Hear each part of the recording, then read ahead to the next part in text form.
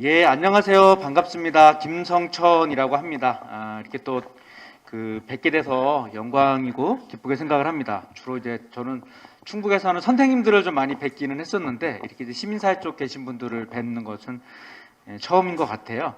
오늘 잘 오셨습니다. 오늘 1타 3피 미래교육, 고교학점제, 코로나 상황까지 같이 아울러서 한번 우리 교육의 상황들을 같이 한번 고민해보고 생각해보는 그런 시간을 가져보도록 하겠습니다.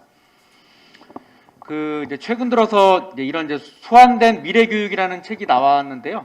저도 이제 썼던 그 내용입니다. 그러니까 이제 미래교육이라는 것들이 항상 되게 멀리 이렇게 올 것 같다라고 생각을 했었는데 코로나 상황이 오게 되면서 예를 들면 뭐 우리가 줌으로 회의를 하기도 하고 온라인 클래스니 뭐 구글 클래스룸이니 이런 얘기들을 막 이제 듣게 되고 아이들이 실제로 수업을 하고 있는 모습들은 불과 몇 년 전만 해도 우리가 상상하지 못했었던 일인데 이 코로나 상황이 말로만 들어왔었던 풍문으로만 들어왔었던 그런 이야기들이 실제로 좀 나타나고 있는 것을 볼 수가 있는 것이죠. 그런 의미에서 상상했었던 미래교육이 생각보다 좀 빨리 왔어요. 더 정확하게 말하면 우리가 원하지 않았는데 강제로 소환된 미래교육인 거죠. 강제로 이게 와버린 이런 상황이다라고 이제 볼 수 있겠습니다. 그런데 이제 작년도에 사교육 국정 대상이 조사를 해봤더니 이게 이제 편차가 나는 거예요. 일단 이제 지금 만족도가 이제 왼쪽에 있는 것이 불만족이고 오른쪽이 만족인데요. 형광색으로 되어져 있는 비율보다 좀 어두운 쪽 비율이 훨씬 더 지금 높게 나오고 있죠. 이런 것들이 이제 특히나 이제 선생님들도 불만이 있지만 학부모들이 또 특히 불만들이 많은 상황입니다. 그냥 가뜩이나 수업을 못 따라가는 아이인데 얘가 이제 수업을 더 지금 원격 교육이 되고 나서 더 좀 못 따라오는 것 같다라고 하는 그런 불안감이라는 것들이 있는 거죠. 그러다 보니까 수업에 대한 어떤 이해도라든지 난이도 쪽에서 만족하는 사람들은 42%인데 불만족스러워하는 사람들이 57% 정도가 됩니다.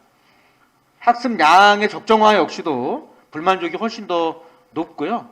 집중도는 더 말할 것도 없죠. 그런데 여기에 이제 또 평가 같은 경우에는 또 어쨌든 다 해야 되는 거죠. 그러니까 학교에 오면 평가를 받으러 와야 되는 이러한 상황 가운데 상당한 그 불만들이 있습니다. 그래서 만족도를 놓고 보면은 만족한다가 30% 정도가 되는 거고 불만족이 한 67, 8% 정도가 되고 있어요.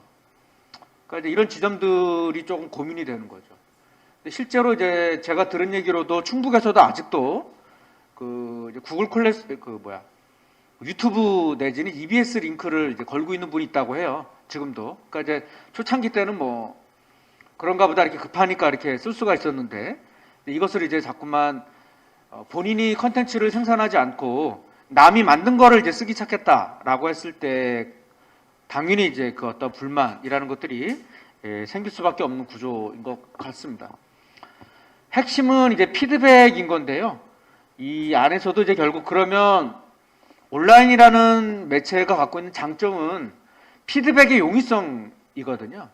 근데 이제 우리 아이가 교육 과정을 못 따라오거나 수업을 놓쳤을 때 이 부분에 대한 어떤 피드백이라는 것들이 온전하게 이루어지고 있는가 봤을 때에 여기서도 이제 만족도는 상당히 떨어지고 있습니다. 그러니까 원격이라는 것들이 들어오기는 했는데 사실상은 이제 거의 과거의 그 강의식 중심의 오프라인 중심의 어떤 그런 철학들이 관성이 반영되다 보니까 소위 온라인 교육이 갖고 있는 그런 어떤 장점이라는 것들이 활용이 안 되고 있는 이런 상황도 일부 있다라고 볼 수 있겠죠. 다 그런 건 아니고 열심히 하는 학교들도 있고 열심히 하는 선생님들도 있는데요. 이런 이제 피드백이 잘 안 되고 있는 부분들에 대한 고민이 있는 거죠. 그러니까 이제 학교는 마치 이제 지나간 버스가 되는 거예요. 교육 과정이 있는데 얘를 놓쳤다. 그럼 이제 이걸 죽기 살기로 따라가야 되는 것은 누구인 건가? 이 부분이 이제 고스란히 학부모 내지 이제 학생 개인에게만 왔을 때 사교육비는 당연히 늘어날 수밖에 없는 이러한 어떤 이제 구조가 있기 때문에 앞으로 이제 이러한 그 교육 과정을 놓친 아이들에 대해서 우리가 어떻게 케어링을 해주고 그 친구가 따라올 수 있게끔 도와줄 거냐라는 게 사실은 이제 우리 공교육이 안고 있는 저는 최대의 숙제라고 봅니다. 이 숙제를 어떻게 우리가 해결해 나갈 것인가가 상당히 중요한 문제가 될 수밖에 없는 것이죠. 근데 또 한편, 자, 그러면은 이제 그 소위 이제 온라인상으로 수업이 다 진행이 되잖아요. EBS 온쿨을 들어도 되는 거고, 유튜브에도 뭐가 있고, 막 이제 이렇게 봤을 때, 엄밀히 말하면 그럼 학교를 왜 가야 되는가라는 생각들을 이제 하게 될 텐데, 공교롭게도 이제 이 상황을 우리가 경험하게 되면서 학교라는 데를 다시 보기 시작했던 거죠. 그러니까 이제 미래교육이라는 이야기가 막 나오면 학교는 앞으로 없어질 거다, 무너질 거다라고 예측했던 것들이 많았었는데 이 코로나 상황에서 놓고 보니까 학교라는 데가 되게 소중한 부분들이 나오게 되는 것이죠. 예를 들면 당장 애가 학교를 안 가버리면 부모님의 입장에서는 삼시세끼 애를 그냥 밥을 다 해내는 것이 장난이 아닌 부담으로 오면서 야, 이게 급식이 갖고 있는 그 소중함이라는 것들이 깨닫게 되는 거고요, 새삼. 또 한편 이제 그 아이들과의 그 어떤 상호작용이라고 하는 부분들이 매우 중요한 건데 이것들이 없었을 때에 갖는 그 아이들의 그런 모습들이 이제 집에서 한계로 또 이렇게 막 나가오는 부분들이 있는 거죠. 이런 것들을 놓고 봤을 때 학교가 갖고 있는 어떤 나름의 기능이 있구나라는 것을 우리가 다시 한번 있었을 때는 몰랐는데 멈추면 이제 다시 또 이런 것들이 보이게 되기도 하는 것 같아요. 그런데 이제 여전히 우리가 학교에 대한 질문이 있는 거죠. 지금 이 시점에서. 예를 들면 EBS나 유튜브 내용을 링크 거는 수준으로 아주 일부이기는 해요. 지금은 이제 이런 분들이 거의 없어지고는 있는데요. 여전히 이런 분들이 만약에 있다라고 하면 아이들은 이런 질문을 할 거예요. 아니 그러면 전국에서 날고긴다는 선생님이 대표, 영어면 영어, 수학이면 수학, 국어면 국어, 스타급 선생님들 있잖아. 이런 분들을 모셔서 수업을 하면 그만인 거지. 왜 내가 그 링크 걸어주는 선생님을 필요로 하는가? 더 정확히 말하면 공익요원이 틀어도 되는 거지. 저거 선생님이 왜 틀어야 되는가라는 이야기들이 나올 수가 있는 거거든요. 이러한 지점에서 최근 들어서 이제 학교라고 하는 것들이 가져가야 할 감정 중에 하나는 실제감입니다. 그러니까 우리 아이들이 원하는 선생님은 저기 명강사이거나 일타 강사 이런 분이 아니라 나와의 관계성들을 얼마나 갖고 있는 분이냐, 내가 알고 있는 분이냐, 나에 대한 관심을 갖고 있는 분이냐, 정확하게 나한테 피드백을 해주는 분인가에 대한 이 관계성에 대한 어떤 상호작용에 대한 고민이거든요. 두 번째로는 기획인 거죠. 수업에 대한 기획입니다. 그러니까 이제 동일한 컨텐츠가 있다라고 하더라도 이것에 대한 어떤 손맛을 입혀야 되는 거죠. 그러니까 요리 재료가 동일하다고 하더라도 요리사에 따라서 음식 맛들이 달라지는 것들을 보는 것처럼 수업도 동일한 교육과정과 동일한 교과서라고 하더라도 이것을 어떻게 요리할 거냐라고 하는 것들은 철저한 교사의 어떤 전문성, 기획력, 이거죠.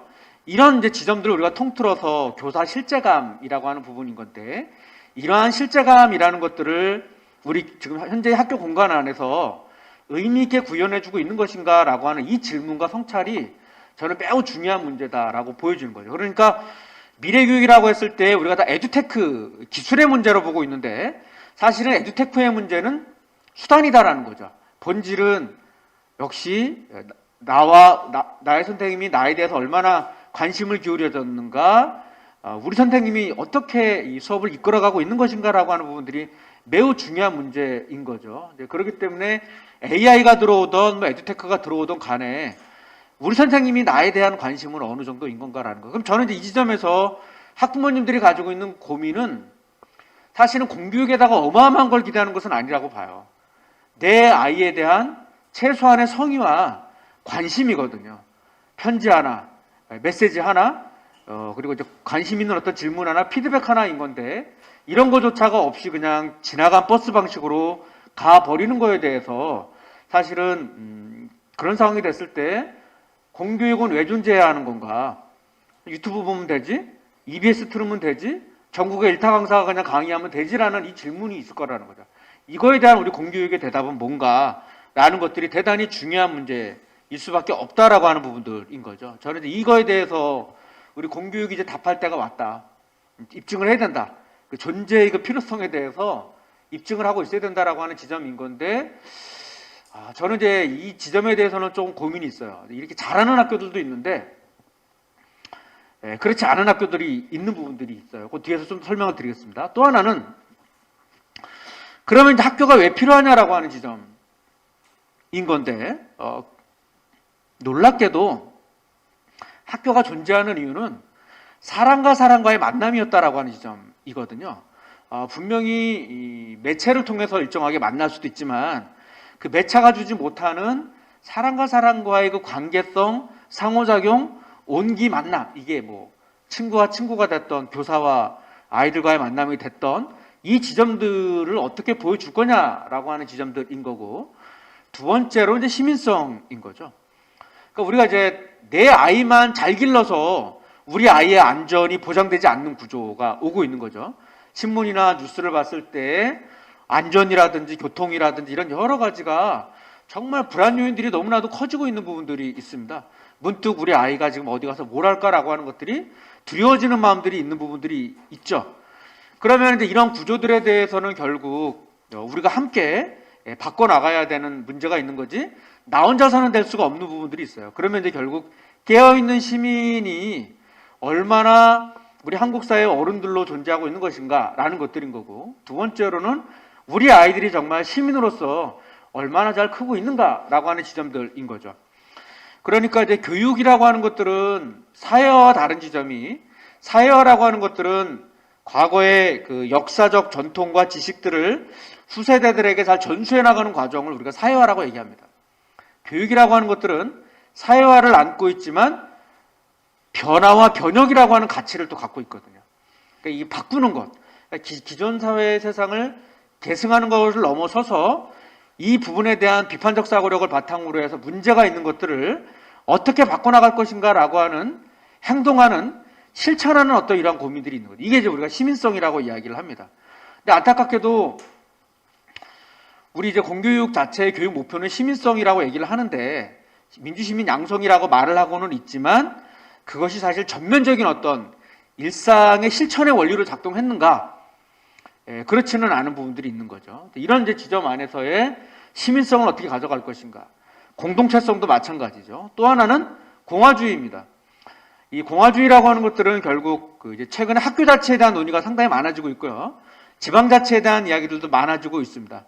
이 자치라고 하는 것들이 방임하고는 분명히 다른 원리가 있는 거고, 어떤 우리 공동체에서 내 개인의 어떤 이기주의와 사사성이라는 것들을 배격한 상태에서 이 공동체를 의미 있게 갖고 나가기 위한 어떤 실천을, 어떤 이념적 지향으로 실천적인 원리로서 우리가 공화주의로 말을 합니다. 이건 꼭 정치 체제로서의 공화주의가 아니라 어떤 이제 이념으로서의 어떤 삶의 실천 원리로서의 공화주의라고 하는 부분들이 있는 건데, 이 공화주의적인 원리라는 것들이 우리 학교라고 하는 공간 안에 얼마나 의미 있게 작동하고 있는 것인가라는 것들을 고민해 봐야 됩니다.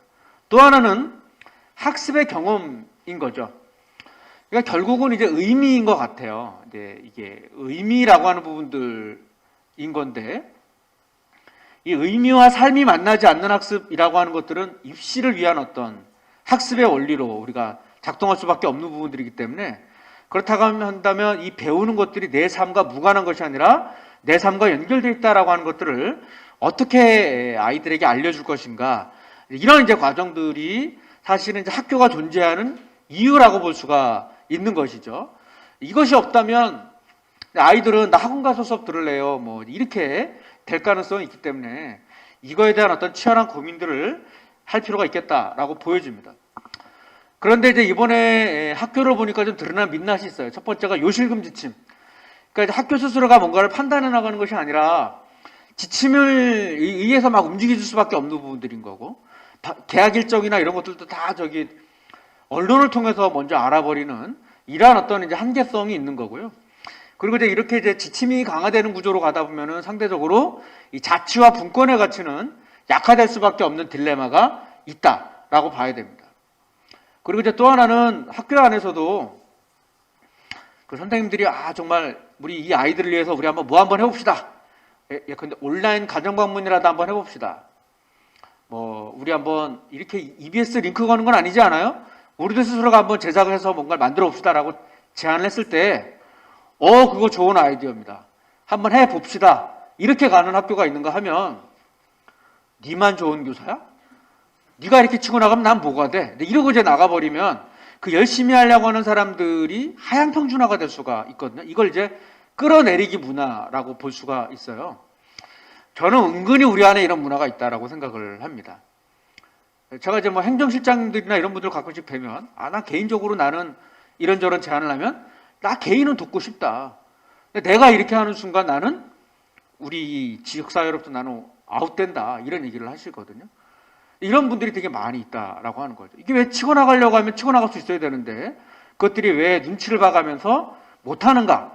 내 어떤 그 전문성과 내 윤리성이라는 것들이 왜 작동이 안 되는가라는 것들도 한번 고민을 해볼 필요가 있지 않을까 생각이 있고요. 또 하나는 학습 격차와 교육 불평등이죠. 이거는 원래 있었던 겁니다. 원래 있었는데 이 코로나 상황에서는 더 심화되면 심화됐지 약화되지는 않았다라고 하는 이 고민 속에서 학습복지 내지는 교육복지의 사각지대가 어쨌든 발생이 되었다라고 하는 지점입니다.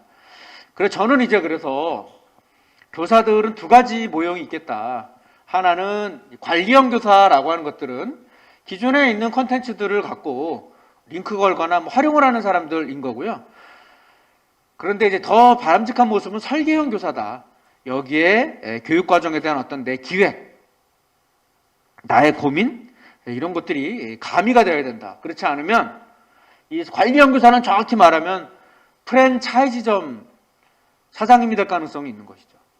본사의 레시피대로, 본사가 하라는 대로 따라하는 이 개념이라면, 설계형은 내 스스로의 어떤 손맛을 입히는 장인으로서의 어떤 그런 모습들인 거죠. 이런 교사상들을 앞으로 가져가야 됩니다. 그래서 이 코로나 상황을 정말 잘 대응한 학교가 있어요. 아마 우리 학부모님들 중에서도 우리 애가 다니는 학교 이런 것 같아. 그럴 수도 있고요. 어떤 학교는 이거 좀 아니지 않아? 이런 화가 나서 전화를 해야 돼 말아야 돼 막 이런 학교들도 있을 텐데요. 일단 위기에 잘 대응한 학교는 일단 전문 지식에 근거한 판단인 거죠. 온라인 클래스를 쓸 건지, 줌을 쓸 건지, 구글 클래스룸을 쓸 건지, 이런 여러 가지에 대해서 어떤 장단점을 다 파악하고 나서 우리 아이들의 발달 단계에 맞는 플랫폼은 이런 것 같아라는 것들을 판단할 수 있는 전문적 능력이거든요. 두 번째가 이제 이걸 해보면 어떨까요? 저걸 해보면 어떨까요? 라는 것들을 자유롭게 의견 개진하는 분위기입니다. 근데 많은 공간들이 이렇잖아요. 뭐 의견을 내면 그럼 네가 해 이렇게 되는 거거든요. 그때부터 사람들은 입을 다물기 시작을 하는, 말하면 다 뒤집어 써야 되니까. 이런 이제 지점 안에서의 자유롭게 의견을 개진할 수 있는 분위기, 그리고 합리적 근거가 있다면 이걸 수용하고 받아들이는 건강한 의사결정 구조, 그리고 합리적인 업무 분장이 있는 거예요. 그러니까 골고루 특정 부서와 특정 사람들이 몰빵하는 구조가 아니라 골고루 이런 사람들이 다 이렇게 n분의 1로 짐을 나눠줄 수 있는 구조들, 여기에 교사들의 어떤 자발적인 참여, 이것들이 이제 대단히 중요한, 이런 것들이 결합됐을 때에 코로나 상황에서도 위기를 잘 대응하더라라는 거예요. 그러면 이 원리들을 잘 보시면 이것은 혁신학교라든지 혁신교육에서 하던 거와 다르지 않아요.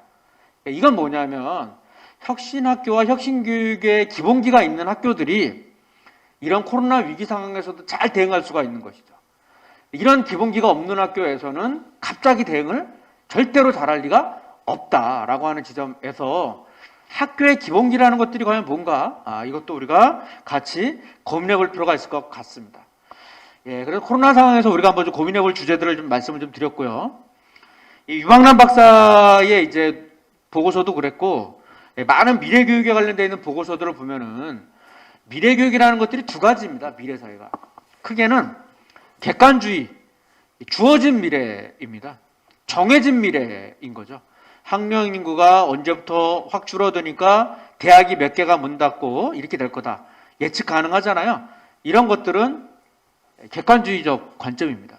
구성주의는 미래사회라고 하는 것들은 주어진 미래사회가 아니라 만들어가는 미래사회라고 이야기를 하는 거거든요. 인간의 주체성, 인간의 능동성을 강조하고 있는 개념입니다. 저는 이 지점에서 현실적으로 뭐 인구 구조 같은 것들은 이러한 객관주의 요소가 분명히 있죠. 있음에도 불구하고 우리가 이제 시민성이라고 하는 관점에서는 이 사회에 대해서 우리가 정원처럼 가꿔야 되겠다라고 하는 생각들이 있는 거죠. 이 꽃밭을 가장 쉽게 망가뜨리는 방법들은 내버려 두는 것 아니겠습니까? 내버려 두는 것들이 아니라 이것들을 내 참여를 통해서 가꾸겠다라고 하는 이런 관점들은 구성주의적 관점으로 볼 수가 있습니다. 그래서 미래교육의 방향은 크게 세 가지예요. 첫 번째로는 AI, 에듀테크 얘기를 하면서 기술에 대한 어떤 환상을 갖고 있는 시각들이 있어요. 앞으로 AI에 의해서 채점 다 하게 되고 평가 다 하게 되고 VR 뭐가 되고 막 이런 얘기를 하시는 분들이 이제 이 기계 애호가들의 천국이라고 말할 수 있습니다. 페이스터가 얘기한 거고요. 두 번째로는 이제 보존주의자들의 저항입니다. 다 필요 없어. 전통적인 방식의 어떤 학습, 만남 이런 거가 제일 중요한 거야. 그 서책 나왔지만 전자 이북 누가 봐요? 보는 사람들도 있지만 안 보고 전통적으로 나는 종이신문 본다, 종이책 본다 이런 분들도 많이 있잖아요. 이런 이제 보존주의자들의 저항도 있는 거고요. 네, 낙관론자들의 점진적 변화라는 것들은 우리 어떤 한계와 어려움이 있는 것을 이러한 이제 기술적인 것들을 활용을 해서 긍정적으로 변화를 만들어 나가겠다라고 하는 이런 지점들입니다. 아마 우리들은 이 세 가지의 어떤 시각 중에서 하나가 있지 않을까 이 생각들을 해보게 됩니다. 그런데 이 보고서에서는 미래교육에 대해 세 가지로 예측을 합니다. 모두 1, 안 바뀐답니다. 생각처럼 세상이 그렇게 쉽게 관료주의 체제라든지 이런 것들이 그대로 견고하게 국가 중심형 체제가 있기 때문에 안 바뀐다. 모두 1이에요. 모두 2는 시장입니다. 시장. 앞으로 이제 시장에 의해서 대체가 될 거다라고 이제 바라보는 것이죠.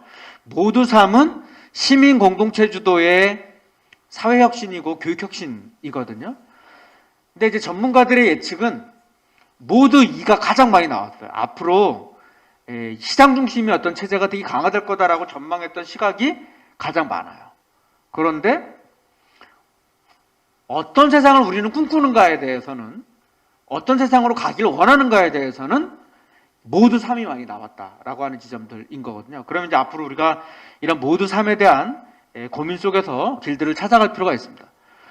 그런데 이제 미래교육에 관련되어 있는 많은 보고서들을 잘 봤는데 대략 5가지 정도로 압축이 됩니다. 첫 번째가 산업화 시대의 표준화된 교육체제에 대한 어떤 탈피입니다. 그러니까 이 공장에서 그 붕어빵 찍어내던 그런 어떤 이제 표준화된 방식의 인물들을 만들어내는 것들이 아니다. 역으로 말하면 이제 학생 한 명 한 명이 갖고 있는 그 고유성, 개개인성에 대해서 이걸 어떻게 우리가 발굴해내서 그거에 따른 교육을 시켜줄 거냐. 이게 이제 지금 핵심이라는 거고요. 두 번째가 이제 마을과 지역의 재발견입니다. 우리가 이제 미래교육 그러면 맨날 이제 글로벌을 얘기를 하잖아요. 근데 글로벌도 중요하지만 로컬이 더 중요하다라고 바라보는 관점이거든요. 그래서 이제 이런 마을과 지역 안에서의 재발견이 있다. 세 번째가 배움터의 확장입니다. 온 오프라인으로, 그리고 학교라는 데가 지역사회와 넘나들면서 배우는 어떤 학교의 모습들. 그래서 넘나들며 배우기라고 하는 어떤 가치 속에서 그 어떤 학교 안에서만 고정화된 배움이 아니라 온 오프라인으로 교과를 넘어서는 지역사회를 넘나드는 이러한 배움이 존재할 수 있다. 이게 이제 나중에 고교학점제의 정신하고 만나게 됩니다. 네 번째가 이제 앞에 말씀드렸던 시민성이 더욱더 강화될 필요가 있겠다. 왜냐하면 이제 불확실성 사회가 되게 커지기 때문에 이런 깨어있는 시민들을 통해서 당면한 어떤 우리의 숙제, 과제들을 해결해 나갈 수 있는 그런 어떤 인재들을 길러 나갈 필요가 있다. 다섯 번째가 이제 평생교육과 공교육의 어떤 융합과 연계입니다. 지금 우리나라가 이제 사실은 정권이 바뀔 때마다 입시제도 가지고 어마어마하게 뭐 하고 있지만 재미를 못 봤거든요. 입시라는 것들은 결국 제로섬 게임이기 때문에 특정 제도를 바꾸면 누군가는 이익이 되는 사람이 있지만 누군가는 손해를 보는 이런 구조들을 갖고 있죠. 그래서 입시제도를 백날 바꿔봐야 우리 안에서의 싸움이 될 가능성이 상당히 있습니다. 그러면서 상대적으로 지금 우리나라가 입시를 중심으로 한 그 정책이 너무나도 많이 쏟아졌는데 상대적으로 우리가 지금 관심을 못 가졌던 영역이 평생교육이고요. 두 번째가 직업교육이고 세 번째가 고등교육입니다. 그러니까 이제 우리 평생교육이라고 하는 것들을 잘 보시면 우리나라에서 지금 평생교육 제대로 하는 사람은 아마 공무원들 정도예요. 공무원들 정도이고 대기업대에 있는 사람들 정도가 배우고요. 나머지는 교양 과목 수준으로 해서 지역사회에 이제 좀 여유 있는 분들이 뭐 이렇게 이제 무슨 평생교육 센터 이런 데 가서 좀 배우는 이런 차원으로 이제 가 있거든요. 그러다 보니까 이제 평생교육이라고 하는 관점과 전망이 우리 안에 없어요. 그러니까 우리는 18세 함정에 빠져 있는 거죠. 어쨌든 수능 한 방으로 네 인생 40년이 결정돼 라고 하는 이야기들을 하는 이런 구조 속에서 평생교육에 대한 관점을 형성하지 못하고 있습니다. 백종원의 그 골목식당 같은 걸 보면 자영업자분들이 되게 이제 요리에 대한 어떤 실력을 업그레이드하기 위해서 되게 몸부림치고 있는 걸 우리가 볼 수가 있거든요. 근데 그거를 백종원한테 배워야 됩니까? 내가 언제든지 어디서나 누구나 내 어떤 이 요리 실력들을 특정 내 직업과 관련되어 있는 기술을 내가 배우려고 하면 어디 가서든지 배울 수 있어야 되는 것 아니겠어요? 근데 이런 걸 배울 장과 이게 없다라고 하는 것들이 문제인 거고, 중소기업 같은 경우는 더한 거죠. 뭐 그런 어떤 직업 체계 자체가 대단히 없는 부분들이 있는 것이기 때문에 예산도 어마어마하게 적습니다. 이런 구조들을 우리가 앞으로 어떻게 깨나갈 것이냐가 대단히 중요한 문제고요. 그래서 이 평생교육과 공교육이 지금까지는 분리되어져 있는데 얘를 어떻게 연계해 나갈 것인가, 이게 이제 결국 마을교육 공동체의 담론과도 연결이 되는 것 같습니다. 그래서 이런 이제 차원에서 앞으로 이제 미래교육에 대한 키워드들이 분명히 있고요. 그렇습니다. 저는 이제 그래서 우리 교육을 설계하는 데 있어서 관점이 대단히 중요하다고 생각을 해요. 제가 철학이라는 말을 썼던 것들이 이런 건데요. 여기 이제 지금 대각선 횡단보도가 있습니다. 이걸 이제 운전자의 관점으로 바라볼 거냐, 아니면 이제 보행자의 관점으로 바라볼 거냐에 따라서 이거에 대한 판단들이 달라질 수 있습니다. 육교도 최근에는 없어지는 추세인데요. 보행자의 관점으로 볼 거냐, 운전자의 관점으로 볼 거냐에 따라서 이것들이 상당히 달라질 수가 있어요. 우리가 이제 고교학점제를 이야기한다라고 했을 때 저는 철저하게 이것은 학생을 중심에 놓는 판단이라고 생각을 합니다. 왜냐하면 이 고교학점제가 들어온다는 것은요, 선생님들에겐 되게 괴로운 일이고 고달픈 일입니다. 지금 교원단체 쪽에서 지금 고교학점제 환영하는 성명서가 나오고 있지 않아요. 다 지금 이제 뭐 취지는 동의하나 뭐 문제가 이런 것들이 너무나도 많다라고 하는 그 괴로워하는 그런 걱정하는 성명서가 상당히 많이 나오고 있거든요. 그럼에도 불구하고 왜 이거를 가려고 하는 것이냐 라고 하는 지점에서는 학생을 어쨌든 성장의 중심에 놓고 가보겠다라고 하는 거고요. 근데 이게 가려고 그러면은 걸림 요소가 너무 많은 거예요. 그럴 때 이런 걸림돌을 앞으로 해소해 줄 필요가 있겠다라고 하는 건데, 저는 이제 특수교육 쪽에서 그 유니버셜 디자인 포 러닝이라고 해서 특수교육에 UDL이라는 개념이 들어와 있거든요. 그러니까 이제 시각장애를 갖고 있는 거냐, 아니면 이제 청각장애인 거냐, 이런 거에 따라서 장애의 유형에 따라서 학습 자료라든지 교육과정이라든지 이런 걸 통해서 그 교육과정의 어떤 성취 수준을 도달하지 못하게 만들어내는 요인을 파악하고 그것에 맞춰서 시각장애라고 하면 시각장애를 해결할 수 있는 어떤 그런 자료 제공이 이루어져야 되겠죠. 청각장애라고 하면 그 청각장애의 그런 걸 해결할 수 있는 방식의 어떤 자료가 제공되어야 될 거예요. 그런 것들이 이제 특수교육에만 있는 것이 아니라 사실 우리 교육 안에서도 보면은 아이들마다 갖고 있는 그 교육과정에 그 장애 요소가 있단 말이죠. 걸림돌이 있을 텐데 이런 걸림돌에 대해서 누가 제거해주고 이걸 도와주게 할 것인가라는 것들이 상당히 우리에겐 중요한 숙제가 될 수 있습니다. 제가 이제 충북교육청에서도 작년에 충북교육청의 연구를 통해서 미래학교 관련되어 있는 설문조사를 했었거든요.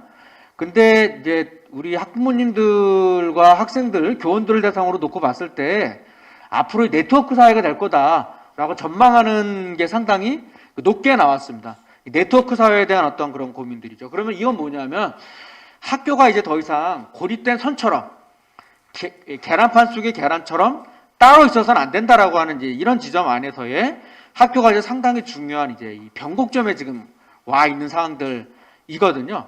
그러니까 이제 이런 이제 보다 학교의 그 네트워크 체제 안에서 이 문제를 이제 우리가 앞으로 볼 필요가 있을 거다라고 좀 보여집니다. 그런데 이제 아시다시피 여러 가지 걸림돌이 있죠. 일단 뭐 서열화된 대학과 수능 중심의 입시 제도라든지 이제 경직되어 있는 어떤 평가 제도라든지 이런 여러 가지가 분명히 있습니다. 그럼에도 불구하고 저는 제가 좀 놀랐던 것들은요, 우리 충북의 미래 인재 특성에 대해서 어떤 인재를 원하는가에 대한 질문이 들어갔었거든요. 5점 만점에. 그런데 저는 명문고 명문대에 나온 사람이 높게 나올 줄 알았어요. 근데 얘가 꼴찌예요. 실제로. 의외로 우리 충북의 학부모님들이나 교육 학생들도 마찬가지고 주체들이 명문고와 명문대를 나오는 사람을 미래인재 교육의 특성으로 보고 있지 않았다라고 하는 지점들이었거든요. 인품이라든지 역량, 지역사회 기여 이런 쪽이 훨씬 더 많았다라고 하는 지점들인 거예요.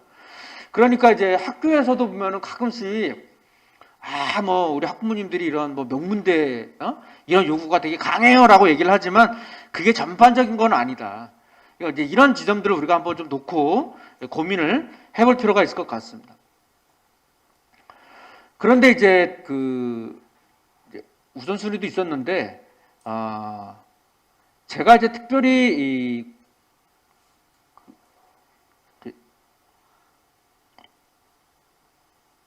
보려고 했던 것들이 이거예요. 그러니까 학생들에게 충북의 애양심에 대해서 이렇게 물어봤거든요.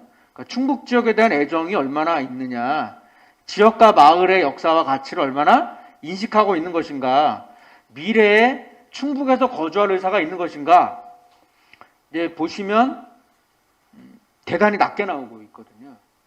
그래서 저는 이제 이 지점을 우리 지금 이시종 주사님께서 정말 엄중하게 인식하셔야 된다라고 보는 게, 지금 우리 학생들이 지금 이제 지역에 대한 애정이 상대적으로 좀 낮죠. 학부모님이나 교원에 비해서 교원이 또 훨씬 낮고요. 지역과 마을의 역사와 가치에 대한 인식도 지금 낮아요. 근데 앞으로 나 충북에서 살지 않을래라는 거예요. 그러니까 자꾸만 우리가 이제 지역사회에 대해서 학생들이 알지도 못하고 애정도 없고 정주식도 없는 이런 상태에서 소위 공부 잘하는 아이들, 스카이대 간 친구들을 막 그리고 대우해주고 있거든요. 그리고 지역사회에 남아있는 아이들에 대해서 환대하지 않아요. 청년들에서 환대하지 않는다라는 거죠. 그래놓고 나가고 지역 소멸을 또 걱정을 해요. 이런 모순이 어딨냐라는 거죠. 다 지금. 이런 지점 안에서 우리 지역에 남아있는 아이들, 미래의 우리 인재들이, 유능한 인재들이 지역을 떠나는 것이 아니라 지역에 남게 해줘야 된다. 그리고 떠났다고 하더라도 나중에 이 지역사회에 기여할 수 있는 그런 어떤 애정과 이런 관점들을 어떻게 주의할 거냐. 그래서 유능한 인재들이 지역을 떠나는 게 아니라 지역에 남아서 그런 친구들이 정말 고용 창출도 좀 해나가고 갖고 나갈 수 있는 사람들로 만들어 내줘야 되는데, 이런 어떤 메시지를 우리가 누가 줬냐라는 거예요. 다 오로지 그냥 막 다 이렇게 서울 가라 중앙으로 가야 된다 이런 식의 얘기만 끊임없이 던지는 그 사이에 지역 공동화 현상이 오고 있는 것은 아닌가, 이 지점을 우리가 좀 잘 고민해 봐야 된다. 그러니까 남아있는 우리의 어떤 청년들, 남아있으려고 하는 아이들에 대한 어떤 환대, 그들에 대한 어떤 대우, 이런 것들이 상당히 중요하지 않을까라는 생각들을 해보게 됩니다. 이제 그런 이제 지점 안에서 앞으로 좀 우리가 좀 봐야 될 것 같은데, 다만 충북교육 같은 경우도 좀 보면은 이제 이 교육 과정의 특색화가 상당히 약하다. 그러니까 이제 학교마다 이제 다양한 교육 과정들이 있어야 되는데, 초등학교나 중학교는 뭐 비교적 입시로부터 약간 자유로운 면이 있어서 혁신학교를 중심으로 그러한 실천들이 이루어지고 있는데요. 고등학교의 경우에는 이 빛깔과 색깔이 다양한 학교의 모델들이 생각보다 있지는 않습니다. 그런 지점에서 이게 이제 앞으로 숙제인 건데, 그런 의미에서 저는 이 구패러다임에 대한 인식들, 명문대를 나온 엘리트가 아니라 공공성과 지역성의 가치를 갖고 삶에서 실현하는 시민이어야 돼요. 성적 우수한 학생들 많이 확보하는 게 선발효과의 명문학교거든요. 그게 아니죠. 어떤 아이가 들어온다고 하더라도 이 아이를 잘 성장시켜서 들어오기 전과 졸업할 때쯤에는 나에게 이러이러한 변화가 왔어를 말할 수 있는 아이들이어야 되거든요. 이게 좋은 학교다라고 봐야 되는 거죠. 그래서 이제 이 수능으로 그러면 막 예전처럼 막 야간 자율학습, 보충 수업 어마어마하게 막 때리면 애들이 공부를 잘할까요? 입시 성과가 그렇게 또 잘 나오지가 않아요. 요즘에는. 왜 그러냐면 이미 입시 패턴들이 바뀌었기 때문에 어떤 수시 비중이라는 것들이 어쨌든 상당히 존재하고 있거든요. 그렇기 때문에 이 교육 과정을 통한 성장 스토리를 만들어주지 않으면 이게 이제 오히려 입시 성과가 안 나올 가능성이 상당히 있습니다. 이제 이런 걸 이미 인식하고 있기 때문에 최근에 명문학교라고 하는 학교들에서도 최근 들어서 이제 야자 보충보다는 교육 과정을 상당히 다변화하고 어떤 체험 활동을 많이 강조한다라든지 수업의 어떤 그 과정의 변화를 상당히 도모하고 있는 이런 흐름들이 전국적으로 이제 나타나고 있어요. 근데 아직도 이제 막 이런 옛날 생각하시면은 이거 안 된다 이렇게 봐야 될 것 같고요. 이제 그렇게 이제 고민해 봐야 될 것 같습니다. 자, 그런데 이제 저는 이 점에서 중요한 논문이 하나 있어요. 우리 김성수 선생님이 쓴 논문인데요. 수포자를 다루는 얘기입니다. 학창 시절 수학 때문에 괴로웠었던, 그죠?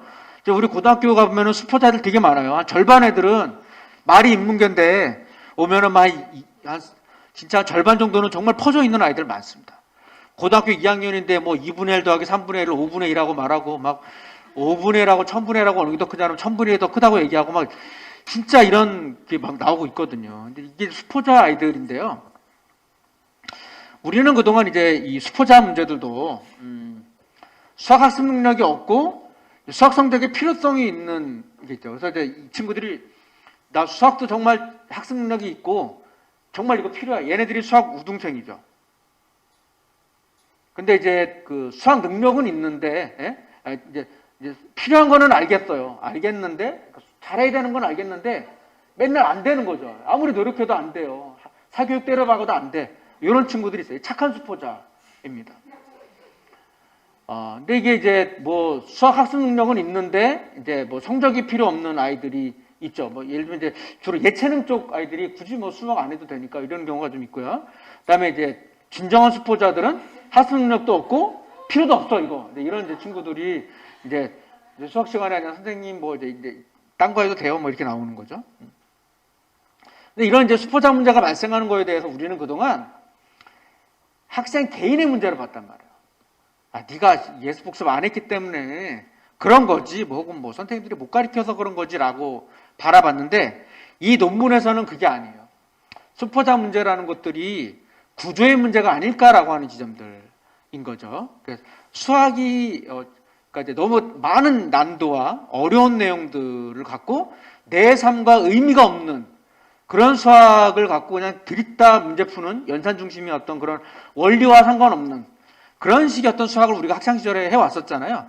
그런 이제 구조가 우리에게도 있었는데 지금 더 우리 아이들이 이런 것들을 똑같이 밟고 있는 문제들인 건데 이게 과연 아이들의 문제냐, 학부모의 문제인 거냐, 교육 과정이 갖고 있는 구조적인 결함이 있는 것은 아닌가에 대한 이런 이제 근본적인 질문을 하게 되는 겁니다.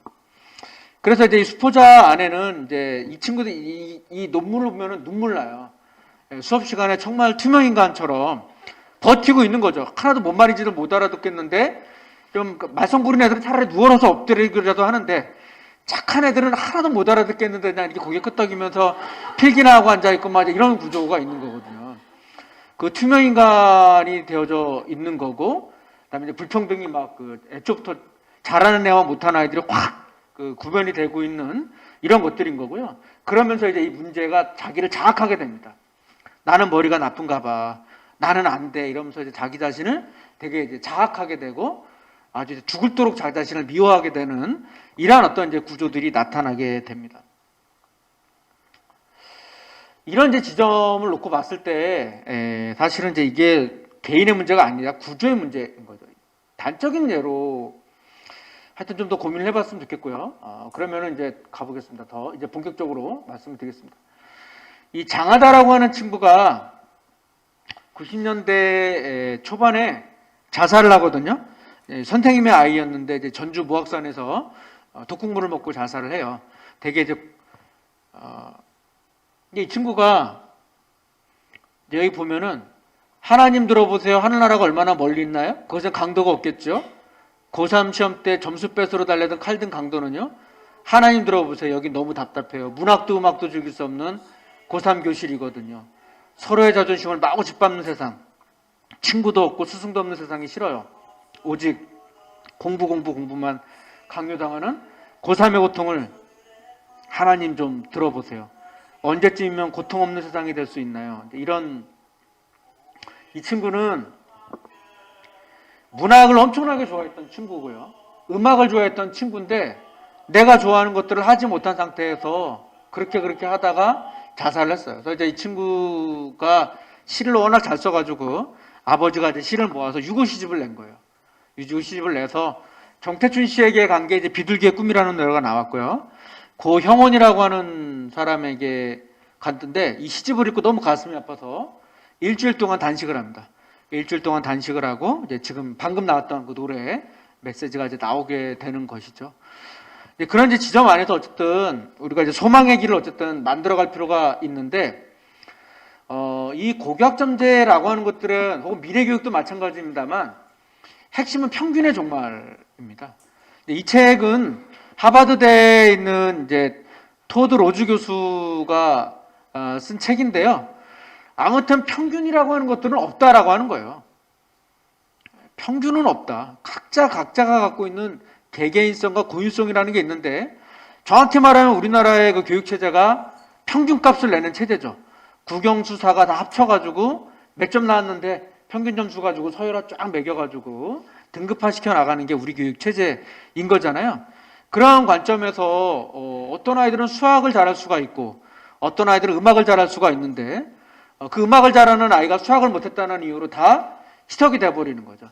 자학을 스스로를 하게 만들어내는 그런 구조다라고 이제 볼 수가 있을 것 같아요. 이제 그런 지점에서 살만 칸이 나는 공짜로 공부한다라고 하는 이 책을 썼던 이 양반이 당신은 커리큘럼은 표준화할 수 있지만 배움을 표준화할 수는 없다.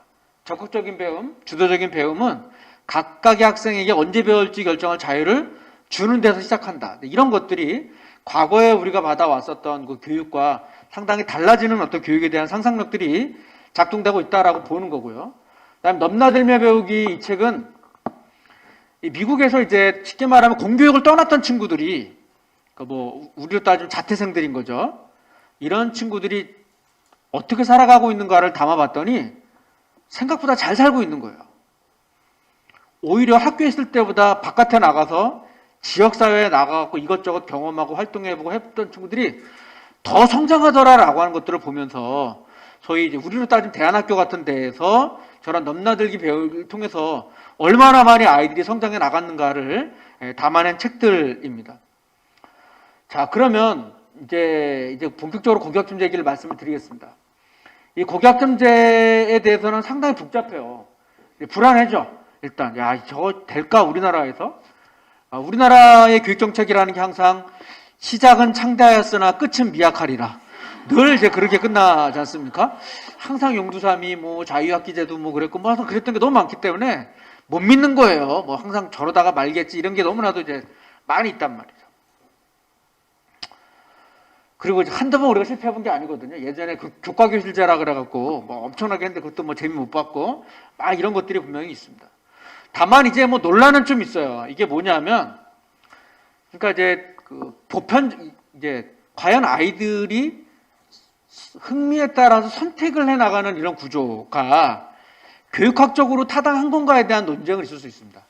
그러니까 이제 우리가 보편적인 어떤 시민성을 길러야지 되는데 아이들이 어떤 뭐 이렇게 선택과 흥미 중심으로만 막 이렇게 가는 것들이 맞는 건가? 때로는 써도 힘들어도 그걸 감내하면서 가야 되는 것 아닌가라고 하는 이런 지점들이 있기 때문에 이런 것들이 자칫 그 신자유주의적인 어떤 학교 체제를 학생들의 어떤 시장의 선택성에다가 맡겨놓는 이런 것들은 아니냐라고 하는 그 우려 섞인 그 목소리를 얘기하시는 분들이 이제 노조 쪽에서는 좀 존재하고 있습니다. 그런 이제 이야기들이 충분히 있을 수는 있고요. 근데 저는 그렇게 따지면은 여기 특성화 고등학교도 다 없어야 되고요.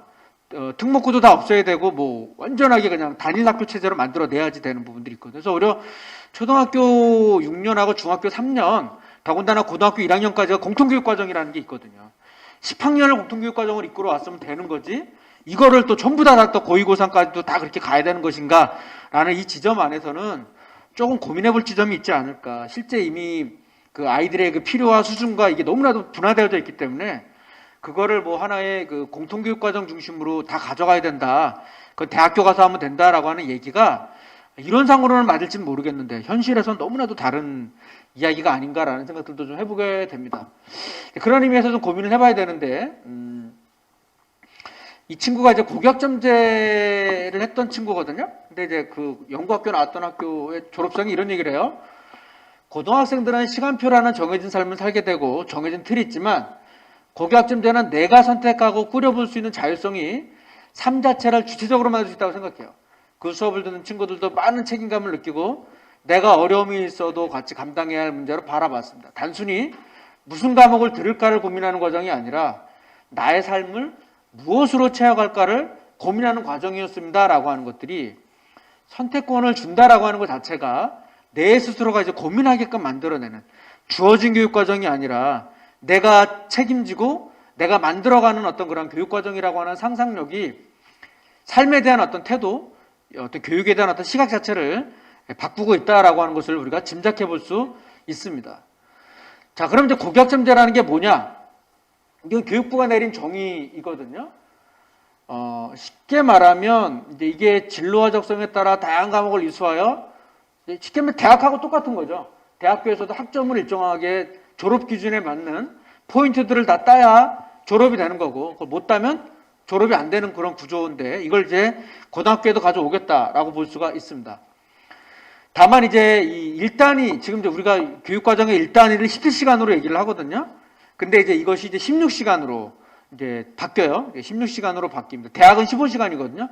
그래서 대학교의 방학이 중고등학교보다 긴 이유가 이제 15시간으로 기준을 잡아놨기 때문에 그런 건데 지금 대학생들보다 더 많이 하는 거다 이래갖고 이제 16으로 좀 줄였고요. 그 다음에 이제 좀 이렇게 했습니다.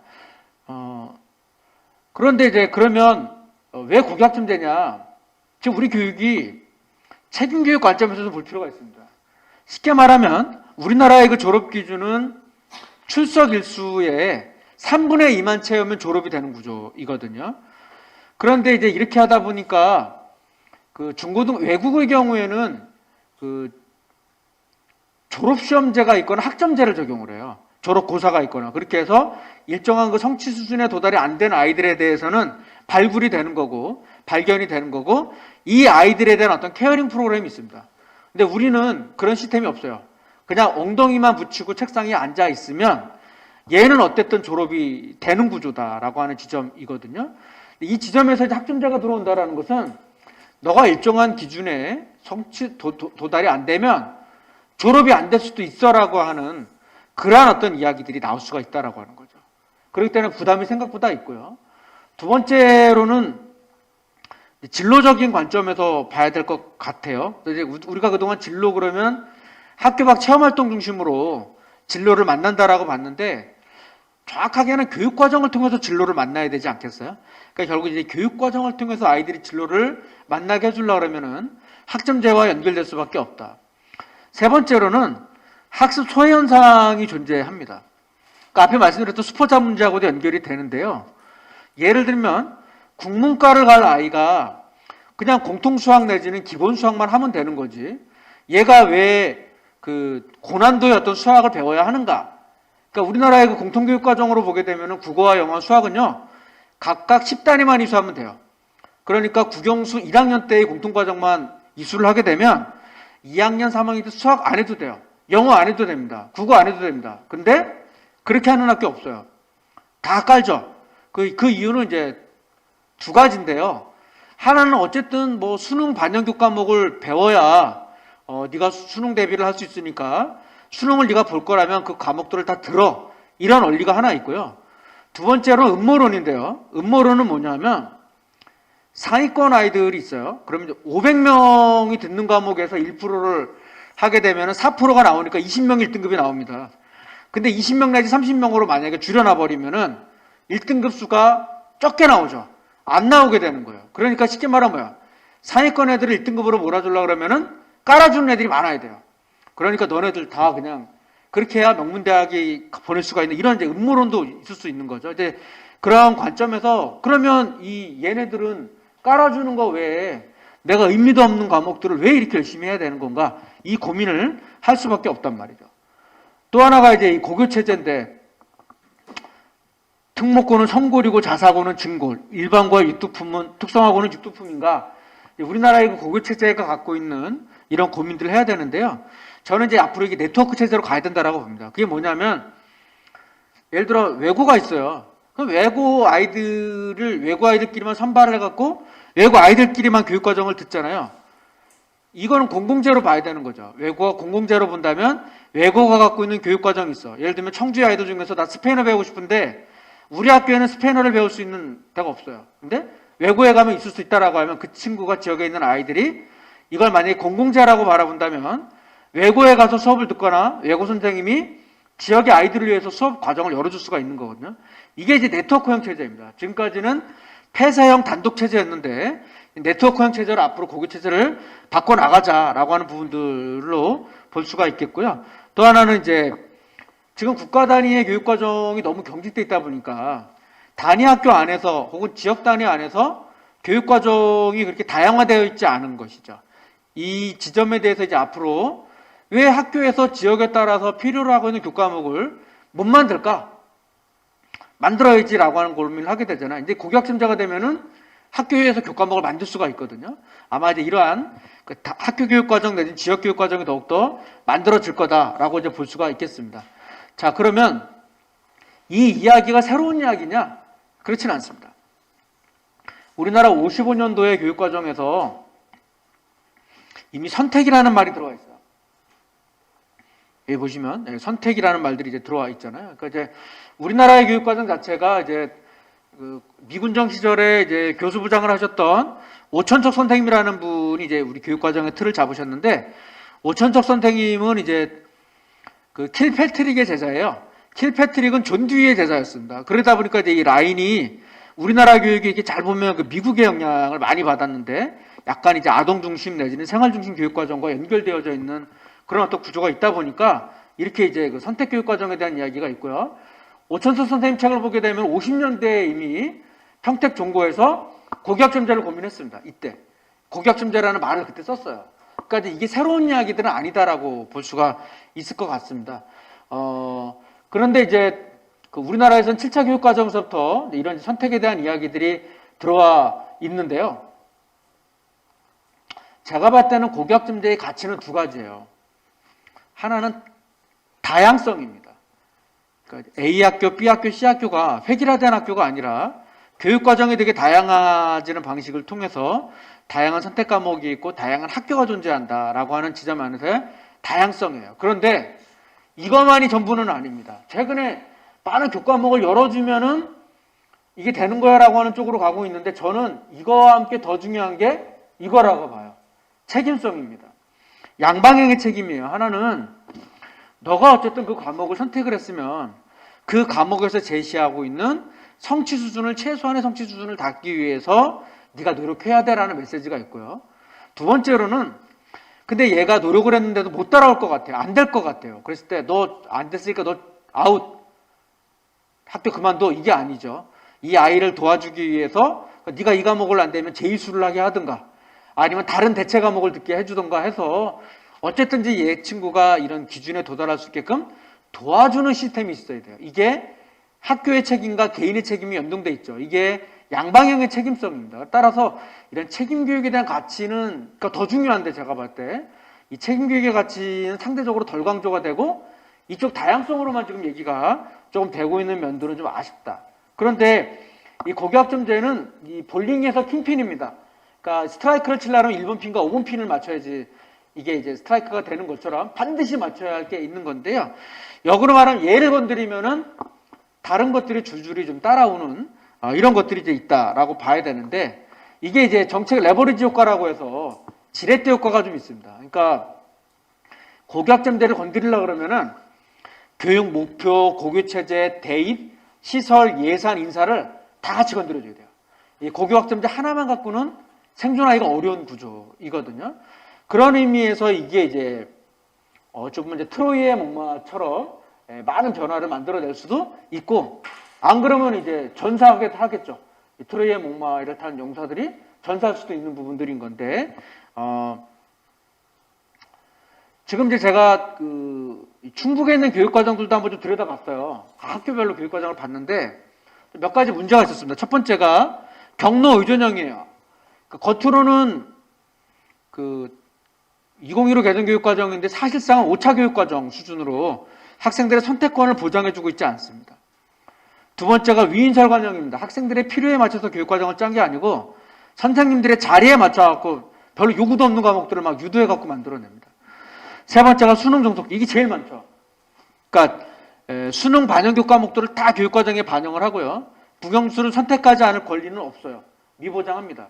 그리고 다른 영역들은 다 주변부가 되고 있는 거죠. 국영수 중심의 교육과정을 운영합니다. 또 하나가 이제 상위권 중심형입니다. 교육과정이 겉으로 보기엔 되게 화려한 것 같은데 잘 보면 AP 과목이라든지 심화 과목이라든지 고급 과목이 있는데 이게 다 상위권 애들을 위해서 만들어 놓은 거예요. 중하위권 애들은 들을 과목이 없어요. 또 하나가 이제 괴리형입니다. 문서상으로는 그럴듯해요. 실제로는 작동이 안 됩니다. 네. 이런 학교 되게 많고요. 또 하나가 이제 고립형 사립학교들이 이런 경향성이 있었어요. 그러니까 최근에 막 공동교육과정이라 그래서 공동교육과정이 뭐냐면 A고등학교가 영화라는 과목을 만들고 B고등학교가 연극이라는 교과목을 만들면 A고등학교 학생이 B고등학교로 가고요.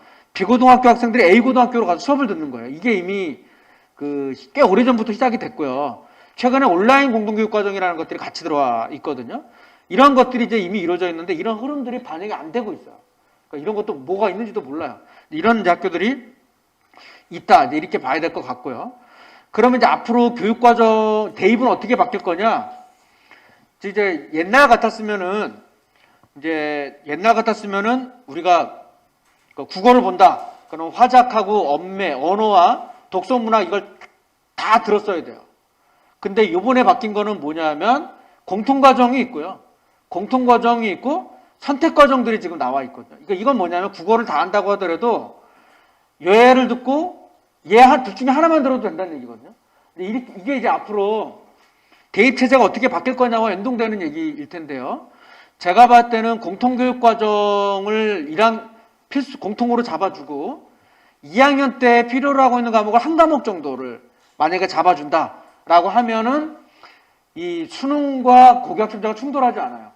일정하게는 그 수능이라고 하는 가치들을 유지해 나가면서도 선택교 과목을 늘릴 수 있는 방안은 있죠. 그렇기 때문에 지금 돼야 되는데 아직은 이제 지금 뭐 문과와 이과 애들이 뭐 불리해진다 만다 막 이런 것들 때문에 논란이 좀 있기는 합니다만 이제 아마 이제 공통교육과정 수능도 이런 식으로 이제 공통교육과정이 만들어지고 얘를 이제 뭐로 할 거냐는 좀 이걸 고1 과목으로 가져올 건지 지금처럼 이렇게 가져갈 건지는 좀 앞으로 좀 논의가 좀 필요한 것 같아요. 근데 앞으로 한 번 더 이제 바뀌게 될 텐데 이제 이 지점에 대해서는 바뀌게 됩니다. 왜냐하면 이게 이제 지금 이제 2022 개정교육과정이 들어오거든요. 2022년도에 개정교육과정이 들어오게 되면 당연히 이제 2022 개정교육과정에 따라서 2025년도에 이제 교육과정이 출발이 되고 고교학점제가 들어가잖아요.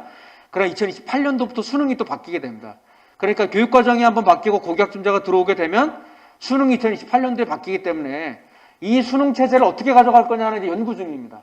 이게 좀 고민이 돼야 되는 부분들이죠. 근데 학점제와 수능을 맞출 수 있는 고교학점제가 이제 뭐냐? 요게 이제 지금 현재 남아있는 최고의 숙제라고 이제 볼 수 있겠습니다. 자, 그런데 이제 한 가지 재밌는 것은 부천이에요. 부천시가 이제 그 시장님이 막 과학고 만들라고 명문고 만들려고 막 그랬다가 지역 애들이 유출이 된다 그래갖고 그러다가 시민사회가 저지를 했어요. 막 저지를 해갖고 어떻게 했냐면 합의를 했어요. 과학고 세월동 갖고 일반 고등학교를 밀어주자. 이렇게 돼갖고 일반고에다가 교당 막 1억 8천만 원에서 1억 5천까지를 밀어준 거예요. 그러면요 강사 하나 쓰는데 한 500만 원 정도면은 강사를 쓰거든요. 1억 정도가 학교로 들어오게 되면은 강사 몇 명을 쓸 수 있습니까? 20명 정도를 쓸 수가 있는 거예요. 20명이면 20개의 강좌가 열릴 수 있다는 얘기거든요. 그 정도가 쫙 깔리니까 이 학교들이 어떻게 됐을까요? 교육과정 특성화도 해 나가면서 예컨대 우리 학교는 중점학교로 갈래. 우리는 과학중점학교, 우리는 국제중점학교, 예술중점학교로 중점학교를 하게 되면서 교육과정은 서로 공동교육과정 호환하게 해놨습니다. 우리 학교에서 못 듣는 과목은 인근의 학교 가서 들을 수 있게끔 다 열어놨거든요. 그리고 거기에다가 방과후와 연결을 해갖고 뭐 국제학교 프로그램을 했다 그러면은 국제교육과 관련된 과목을 들었다 그러면 그걸 방과후와 연결을 해서 체험이라든지 이런 거하고도 연결을 좀 시켜주는 이런 구조를 만들어서 부천시 자체가 상당히 교육과정의 질들이 올라갔습니다. 그래서 이런 변화가 있었고요.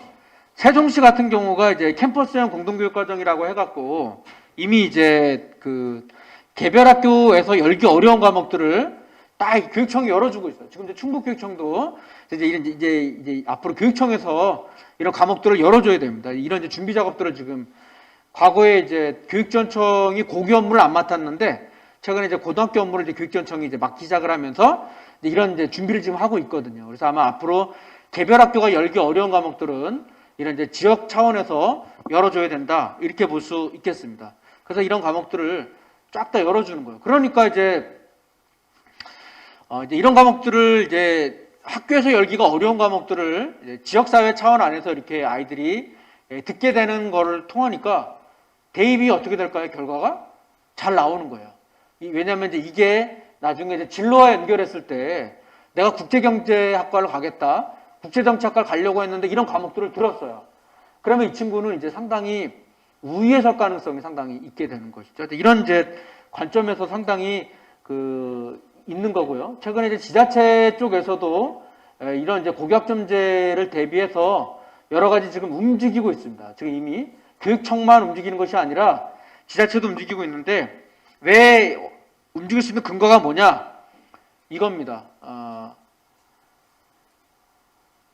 우리 2015 개정교육과정 24쪽을 보면은 학교 및 학생의 필요에 따라 지역사회 학습장에서 이루어진 학습을 이수 과목으로 인정할 수 있다.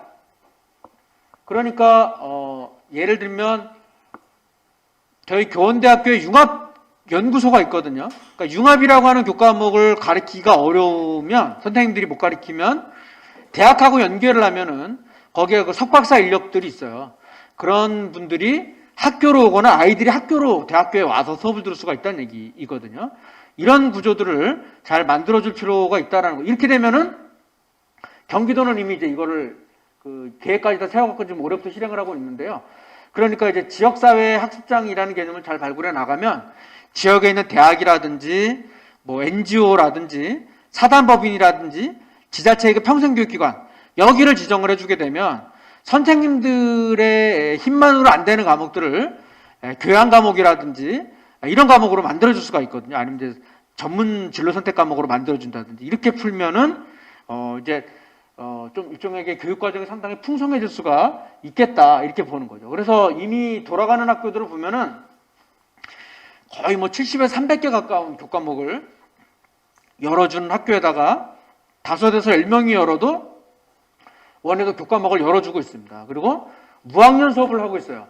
그러니까 1, 2, 3학년 아이들을 다 묶어가지고 동일한 수업을 하고 있고요. 그 다음에 일부 학교에서는 이제 국영수를 듣지 않을 권리도 인정해 줍니다.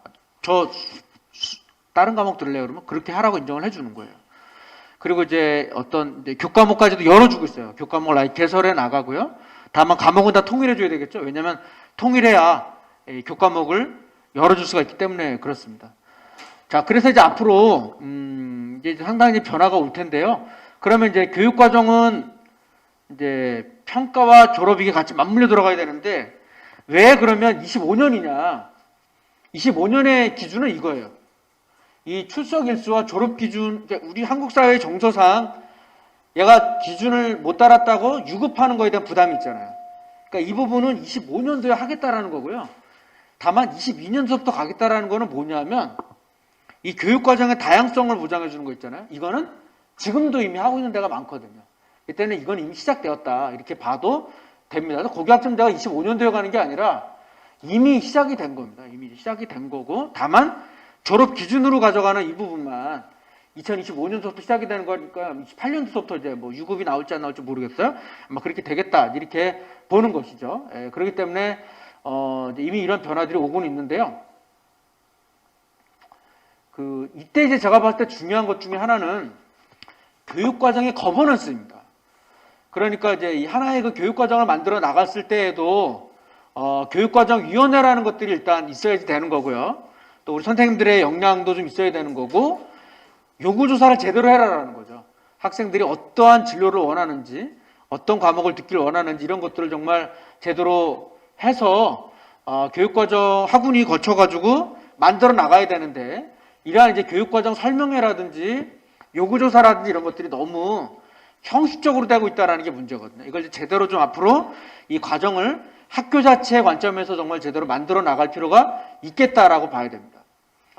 평택고등학교를 하나 예를 들어보면은 예전하고 달리 이제 자유전공이라는 거는 뭐냐면 문과와 이과라는 개념이 없어졌다라는 얘기거든요. 이제 과거처럼 이미 2015 개정 교육과정이 융합교육과정이기 때문에 뭐 문과생, 이과생 따지는 것 자체가 상당히 촌스러운 개념입니다. 이미 이런 식으로 그 자유전공제가 들어오고, 그 다음에 클러스터라고 해서 이거는 공동교육과정입니다. 그러니까 다른 학교도 이제 이런 과목을 들을 애들이 올 수 있겠죠. 이런 식으로 해서 이미 지금 상당히 열려져 있다라고 봐야 되고요. 또 하나는 이제 이게 평택고등학교 같은 경우도 보면은 재밌는 건데요. 예를 들면 경제에는 42명의 학생이 들어왔어요. 근데 고급물리 같은 경우에는 94명이 들어왔습니다.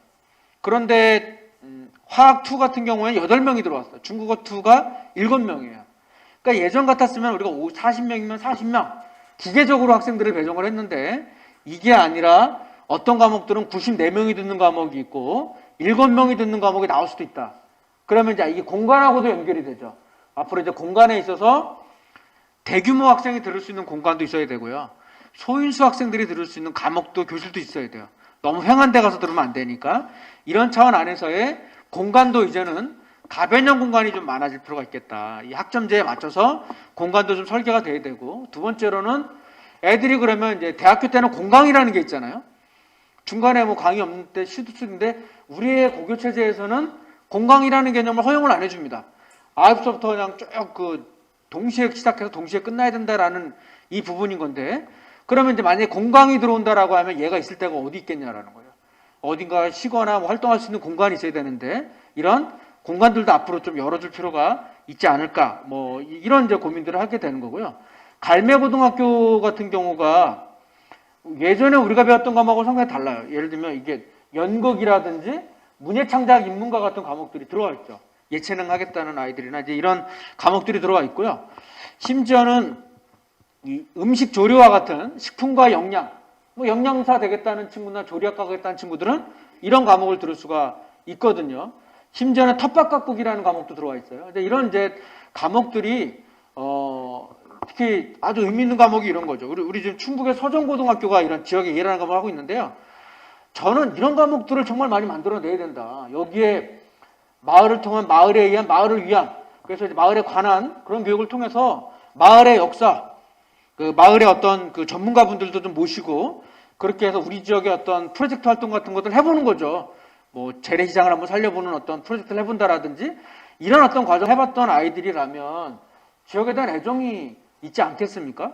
서정고등학교가 이 과목을 운영을 하고 있는데, 이 과목을 들은 아이들이 나는 앞으로 지역을 떠나지 않고 이 지역을 가꾸겠다라고 선언하는 아이들이 나왔다는 거죠. 이런 것들을, 이게 고교학점제가 되면 이런 과목을 만들어줄 수가 있거든요. 이런 것들, 또 이런 사회문제 탐구, 이거 수능만 들이다 푸는 과목이 아니라 이 시간에 지역사회 프로젝트를 해보는 거죠. 그런 식으로 하게 되면 상당히 많은 성장을 해올 수가 있어요. 이게 이제 프로젝트 활동하고도 자기주도성이라는 거하고 맞물리기 때문에 이런 실험들을 앞으로 좀 해볼 필요가 있겠다. 근데 여기가 뭐 대안학교나 이런 데가 아니라 그냥 거거든요. 선생님들의 어떤 결의를 통해서 이런 것들을 지금 만들어 나가고 있다. 이렇게 봐야 되고 있습니다. 여기 이제 보시면 뭐 민주시민이라는 과목도 만들었어요. 민주시민이라는 과목도 분명히 있죠. 그리고 이제 뭐 음악 연주, 뭐 문예창작 인문, 이런 과목들이 상당히 있는 것을 볼 수가 있습니다. 가운고등학교 같은 경우가 이제 로봇 중점 과정이라는 걸 만들었습니다. 이게 이미 다 가능하다는 거예요. 왜냐하면 그 교육과정상에 있는 그 전문 교육 과목이 있거든요. 이 과목을 다 끌어오면 돼요. 그래서 그런 과목들 들어와서 하거나 아니면 고시 외과목이라고 해서 만들 수가 있어요. 교과목을 그 지역 내지는 학교에서도 이제 만들 수가 있습니다. 서정고 같은 경우에도 제가 볼 때 충북에서 아주 교육과정이 좋은 학교 중에 하나인데요. 이런 이제 상당히 생태와 환경, 뭐 세계 문제와 미래 사회, 지역 이해, 식품과학 이런 과목들을 이미 지금 열어주고 있는 거거든요. 이런 이제 과목들이, 이런 학교들이 이제 앞으로 주목을 더 많이 좀 받을 필요가 있지 않을까, 이런 생각들을 해보게 됩니다. 뭐 자사고 같은 경우에도 상당히 이제 우리가 생각했던 뭐 퍼블릭 스피킹과 프레젠테이션 이런 과목들이 아예 이제 들어와 있죠. 이런 과목들도 우리가 좀 볼 필요가 있고요. 이후학교 같은 경우에도 여기 이제 예술 보면 이제 음악 이론, 뭐 시창작, 연극의 이해, 뭐 삶과 표현. 그 이 학교가 돈이 많은 학교냐? 네, 그렇지 않아요. 돈이 많은 학교도 아님에도 불구하고 학교의 예산을 교육과정, 교과목 개발 쪽으로 많이들 쓰고 있죠. 혁신학교 예산 같은 거 갖고 그런 이제 이런 쪽으로 쓰고 있는 거예요. 이런 이제 지점들을 우리가 좀 놓고 보면 고시회 전문 교과목은 이제 다른 학교에서 만들었던 과목을 갖고 오거나 아니면 학교에서 교과목을 만들어 버리는 거예요. 이런 이제 방식을 해서 꼭 국가가 만든 교육과정이 아니더라도 활용을 하겠다. 이렇게 이제 해서 상당히 풍성해지는 것들을 좀 볼 수가 있습니다.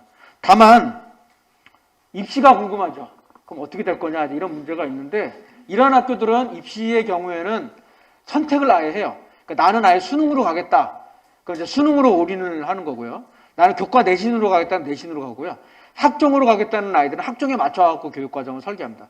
그러니까 이제 나름 선택과 집중을 해갖고 들어가는 방식인데 이제 우리는 이왕이면 전략이거든요. 이왕이면 수능도 잘 봐야 되고, 이왕이면 내신도 좋아야 되고, 이왕이면 면접도 좋아야 되고, 논술도 잘 봐야 되고, 뭐 이렇게 나가니까 애들이 죽어나는 거잖아요. 아예 선택과 집중을 해 나가는 구조로 가는 것도 괜찮겠다 이렇게 볼 수 있겠습니다. 자, 그러면 이제 마무리를 좀 이제 해야 될 것 같은데요. 결국은 이제 이게 이제 어쨌든 박근혜 정부 때에서는 뭐 자유학기제가 들어왔고 문재인 정부 때는 어쨌든 이게 들어왔어요. 근데 야 이게 정권 바뀌면 앞으로 끝나는 거 아니야 이런 분들도 있으시대요. 근데 제가 봤을 때는 이것은 정권 교체와 상관없이 이미 교육과정의 역사의 과정을 놓고 보면은 고교학점제라는 말을 안 썼을 뿐이지 이미 교육과정 다양화라든지 이런 것들이 다 왔거든요. 그런 차원에서 이거는 뭐 예를 들어서 보수 정권으로 넘어간다고 해서 이걸 없애지는 않습니다. 더하면 더했지 없애지는 않을 거다. 이렇게 이제 봐야 될 것 같고요. 그렇다라고 한다면 이제 이 고교학점제 왜 되는가에 대한 어떤 구성원들의 공감대들도 정말 필요합니다. 근데 더 중요한 건 이거예요. 특히나 이제 우리 학부모님들이 지금 우리 연구 시범학교들이 갖고 있는 고민이 뭐냐면요. 애들이 이제 고2 때 가면 막 진로 선택을 하잖아요. 무슨 계열로 갈 거니 막 이렇게 하는데 얘네들이 고2 말이 되도록 이 진로를 어디로 가져갈 것인가에 대한 상들이 없는 아이들이 생각보다 되게 많다는 거예요. 이게 지금 연구 시범학교의 가장 큰 고민입니다. 그러면 이제 이게 고1 때 물론 이제 고1 때 공통교육 과정이 있기 때문에 그때가 이제 진로 탐색 기간이라 그래갖고 하기는 하는데 그거 갖고도 안 된다는 거. 그러면 이제 질문이 생기는 거죠. 야 자유학기제는 뭐지? 자유학기제라는 것들이 사실 진로 탐색을 했다라는 건데 제가 봤을 땐 중1이 너무 빠른 거예요. 야, 아무 생각도 없는데 그냥 그 시간에 막 했다가 나중에 이게 지금 되게 남아 자유학기제 시기가 적절하지 않은 부분들이 있는 것 내지는 프로그램 자체가 갖고 있는 여러 가지 한계가 좀 있는 것은 아닌가 생각도 해보게 되는데요. 그런 의미에서 이 진로교육에 대한 어떤 이 관점을 잘 가져가야 된다. 많은 경험들을 해야 고1 때 지금 더군다나 공통교육 과정을 고1까지잖아요. 얘를 지금 이제 없애자 내지는 1학년 1학기까지로 가자는 얘기가 좀 나오고 있거든요. 공통교육 과정을 줄여야 선택 과목에도 들어오니까 이것도 지금 앞으로 어떻게 될지 몰라요. 이런 것까지를 이제 놓고 봤을 때에는 상당히 이제 이 미리미리 진로에 대한 어떤 관점들을 좀 가지고 들어갈 필요가 있겠다. 이렇게 봐야 될 것 같습니다. 그런데 이제 숙제는 이거죠. 고교학점제, 절대평가제, 수능 개표. 이게 지금 다행히 이번에 발표가 됐어요. 일단 이제 그 정부가 이제 발표했던 안들 안에서는 얘만 지금 빠져 있어요. 얘만 수능만 어떻게 할지 모르겠다라고 나와 있지만 어느 정도는 이제 제가 평소에 얘기했던 대로 다 지금 어느 정도는 설계가 되어져 있습니다. 그러니까 2025년도에 고교학점제가 들어가는데 이때 자사고라든 특히 이제 외고하고 그 자사고 일모를 지금 예정하고 있죠. 국제고까지. 그러니까 얘가 이제 연결이 되어져 있고 거기에 이제 성취평가제까지도 같이 들어가야죠. 절대평가제를 고1은 아직은 아닙니다만 고2, 고3 진로의 경우에는 과목 유불리에 따라서 있을 수 있기 때문에 요거는 성취평가제로 가겠다라는 것들이 이미 발표가 되어져 있고요. 대신 이제 절대평가제까지도 얘기가 다 되어져 있기 때문에 상당히 연결되어 있다. 그래서 아마도 우리나라 교육이 한 번 더 2025년도에 변국점을 맞이하게 됩니다. 25년도를 중심으로 이때 고교체제 개편해야죠. 성취평가제도 일정하게 그때부터 들어온단 말이에요. 이제 들어오죠. 고교학점제 들어가죠. 2025년도에 22년도에 교육과정 개편이 되고 22년도에 교육과정이 발표가 되고 25년도에 교육과정이 개편이 되면 28년도에 이제 수능이 또 바뀌는 거거든요. 이런 이제 지점 안에서 그러면 이때 되면 학령 인구도 되게 감소하게 되고 이제 상당히 이제 상황이 지금하고 달라져요. 이때 되면은 그렇기 때문에 아마도 상당히 많은 이제 변화가 시도가 될 거다라고 이제 전망이 됩니다. 근데 숙제가 많습니다. 이런 숙제들은 이제 앞으로 좀 풀어가야 할 그런 고민들이 좀 있고요. 이제 앞으로 이제 그런 지점에서 저는 이제 이 교육 과정에 관한 그 거버넌스 이거 되게 앞으로 중요하다. 일방적으로 교육 과정 만드는 방식들이 아니라 선생님들과 함께, 학부모님들과 함께, 학생회들과 함께 이제 학교의 교육 과정을 어떻게 만들어 나갈 것인가를 같이 나가야 돼. 이게 학교 자체의 관점에서 대단히 중요해질 수밖에 없고요. 그런 것들을 또 이제 요구를 해야 되겠죠. 근데 개인이 요구할 수 없기 때문에 학생회, 또 학부모회, 교직원회 이런 이제 건강한 어떤 의사결정 구조와 소통 구조가 상당히 중요해진다라고 봐야 될 것 같고요. 두 번째로 이제 진로교육에 대한 관점은 아무리 강조해도 중요하다, 매우 중요한 부분이다라고 봐야 되는 거고요. 거기에 이제 우리 선생님들 같은 경우에는 그 복수교과라든지 부전공교과를 활성화해야 합니다. 교사들이 이제 되게 다양한 교과목을 좀 듣고 할 수 있게끔. 그래서 이제 뭐 요즘 아이들이 많이 듣는 과목이 뭐 교육학, 이런 거, 심리학 이런 거 되게 좋아하거든요. 근데 선생님들이 그런 걸 이제 저희 교원대 같은 데에서 연수를 받고 다시 이제 아이들을 가르칠 수 있는 이런 구조들을 좀 만들어 내줄 필요가 있을 것 같고요. 담임 선생님의 역할이 되게 변화될 것 같아요. 이제는 이 전교사 담임제라든지 진로교과 담임제라든지 아카데믹 어드바이저 같은 개념을 통해서 외국의 경우에는 이게 있죠. 상담을 해준단 말이에요. 담임이 없지만 너 이 과목 들어, 이 과목 들어 이런 코스를 설명해 주는 게 있는데 우리나라는 이게 없어요. 그렇기 때문에 이제 이런 아카데믹 어드바이저 역할을 진로 상담 교사가 할지 담임이 할지는 모르겠으나 어쨌든 이런 역할들을 해서 아이들에게 코스웍을 안내해 줄 수 있는 누군가가 필요하다. 지금 이제 교육청이 움직이고 해야 될 건 이겁니다. 학교 밖 학점기관을 인정해 주고요. 지정을 활성화해 줘야 됩니다. 그래서 마을교육 공동체가 그래서 이제 교육과정하고 만나야 돼요. 방과후가 아니라 체험활동이 아니라 교육과정 안에서 만나서. 근데 이거를 학교에서 개별적으로 못 하잖아요. 그럼 누가 해줘야 됩니까? 지원청이 해줘야 돼요.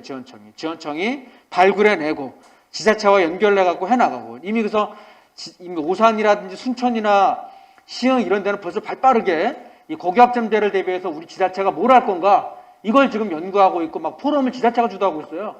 이런 지점 안에서 지금 발빠르게 이게 교육청만 갖고도 안 되거든요.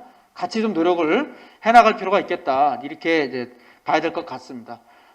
이제 그렇게 하고 이제 농촌이 문제가 됩니다. 농촌 같은 경우에는 온라인 양방향 교육과정 같은 것들을 좀 많이 만들어서 이제 하고 일부는 이제 블렌디드로 결합을 해 나가는 이런 방식들을 해야 됩니다. 그래서 아마 이제 이미 전남이나 충북이 이런 걸 좀 하고 있는데요.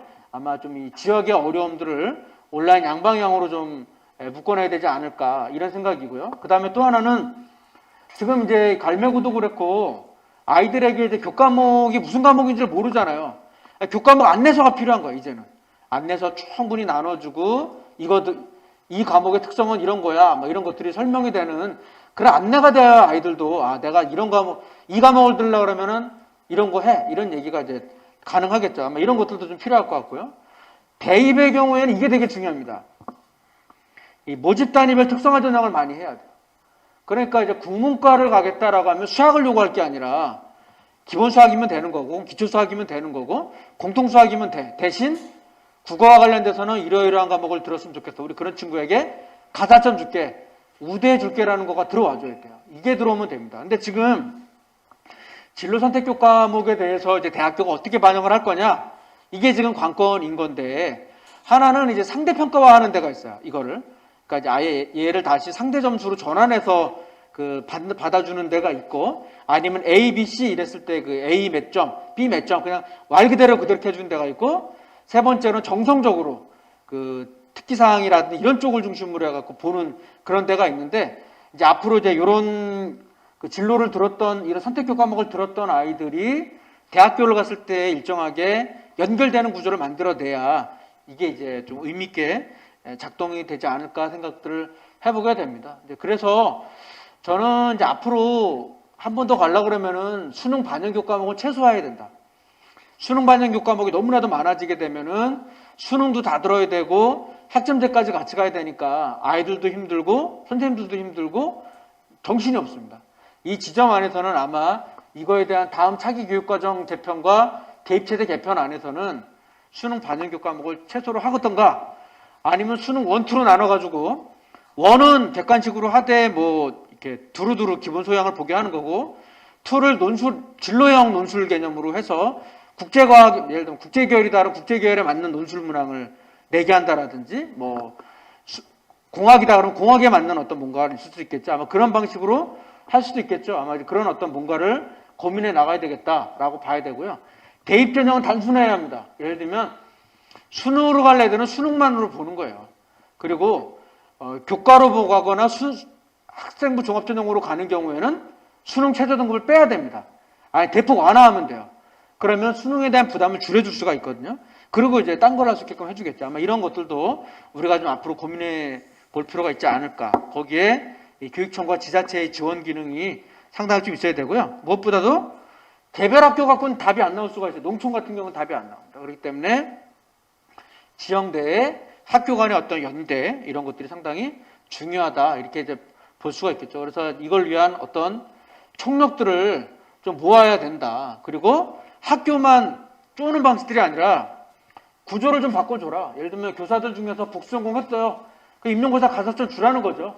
그럼 다 복수 전공 서로 하겠죠. 뭐 그런 이제 구조들을 좀 만들어내고 나 일반 사회를 배웠지만 나 지리로 부전공 할래. 그럼 그런 분들에게 대학원 돈 줘야 되겠죠. 연수비 줘서 공부하겠다면 해서 복수하게 좀 받을 수 있게끔 만들어주고 이러한 것들을 앞으로 좀 만들어줄 필요가 있지 않을까 생각이 있고요. 근데 이제 이 지점에서는 우리 학부모님들이 건강한 요구를 좀 했으면 좋겠습니다. 학교에다가 이런 과목들을 많이 만들어주고 설명회를 해달라. 교육과정에 관련돼서는 어떤 비전과 방향으로 갈 거냐. 단순히 교과목만 열어줄 것이 아니라 학교의 수업은 어떻게 바뀔 것인지 이런 요구들을 해주셔야지 됩니다. 그런 요구들이 들어왔을 때 그 이제 학교에서도 거버넌스라는 것들이 만들어지면서 변화가 올 거다라고 이제 봅니다. 그래서 이제 여기 나와 있는 것처럼 펭귄도 있고 코끼리도 있고 막 이러는데 평가는 공정해야 되니까 다 같이 모두 나무에 올라라. 이 생각을 갖는 순간 아무것도 안 되거든요. 제가 생각하는 공정성은 다양성의 가치를 인정한 공정성입니다. 펭귄에게는 펭귄에게 맞는 평가 방식을, 코끼리에는 코끼리에게 맞는 평가 방식을, 물고기한테는 물고기한테 맞는 평가 방식을 요구해야 되는 거예요. 그런 방식의 어떤 다양성에 대한 재해석이 저는 필요한데 이거를 안 하게 되면은 다시 옛날로 돌아가는 거죠. 이런 것도 해봤으면 좋겠고요. 마지막으로 이 말씀만 드리겠습니다. 바실리 수오물린스키라고 하는 우크라이나의 교육자인데요. 이분이 이제 이런 이야기를 썼어요. 나는 개인의 특성이 셀 수 없이 다양하다고 확신한다. 누구든 창조자가 되어 이 세상에 흔적을 남길 수 있다. 이것이 우리가 꿈꾸는 미래 사회를 건설하는 목적이다.